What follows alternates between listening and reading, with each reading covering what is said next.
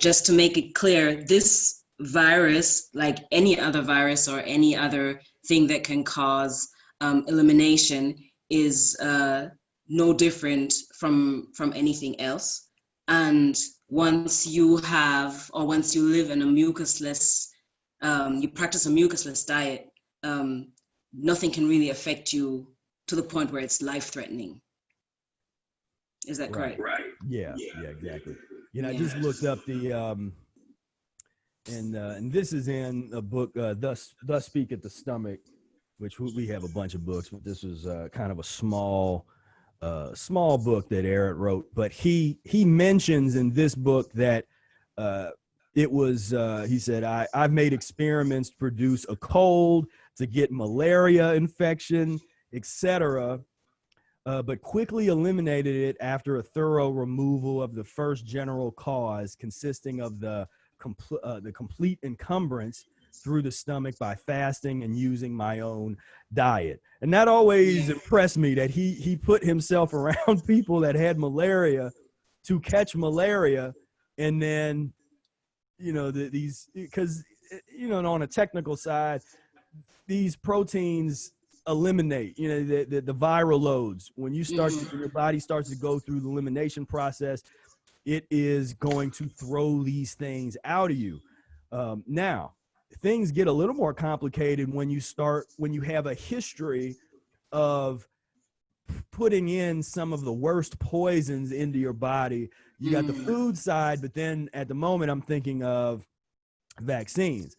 So we're not in favor. I don't talk about it a lot, and haven't in many years until now, because there's the threat of forced vaccinations, that which is this government control is transitioning us in that type of direction, where we could be forced. They could try to force us in different ways to take these real nasty little things. And some of there's things in there called binders. You know, there's certain things in there that make it harder for the body to eliminate them on purpose.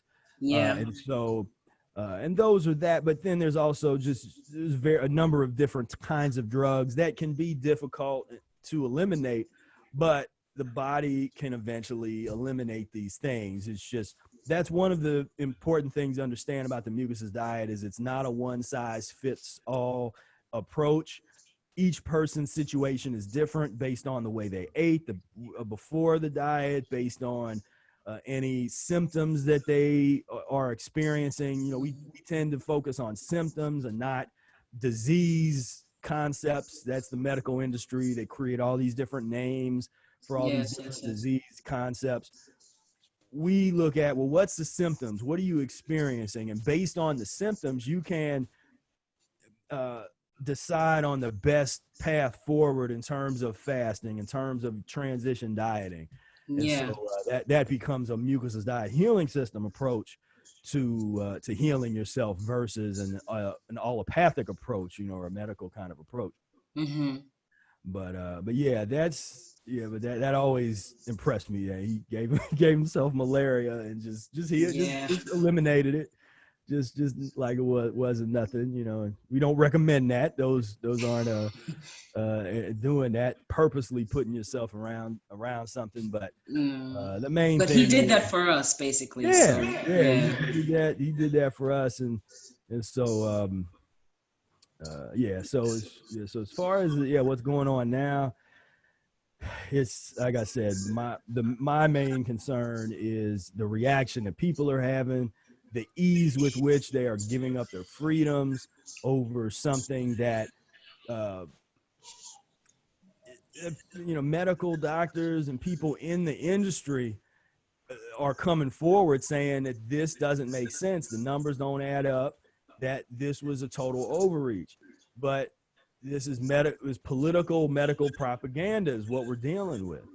And another concern has been that when these whistleblowers, it's like the more credible the whistleblower is, when they do a video, they've been immediately taken down from these popular social media platforms, YouTube, Facebook, And so I'm in the habit now, if I see a really good video that's like of a whistleblower or something like that, I download it immediately Yes, and yes. just kind of save it, because yeah, this stuff has to be backed up, because there's almost a concerted effort where these are supposed to be individual companies, Facebook and YouTube, talking about Google, that kind of thing. But when I started to see, no matter where you went, you started seeing these little warnings about COVID-19, da, da, da. Press here to get more information. And of course, it's really, press here to get more misinformation. Yes. Uh,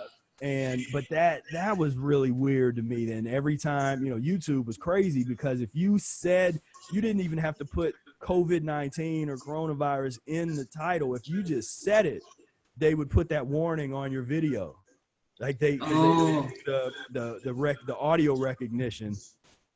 and yes. and so that was really strange and demonetized.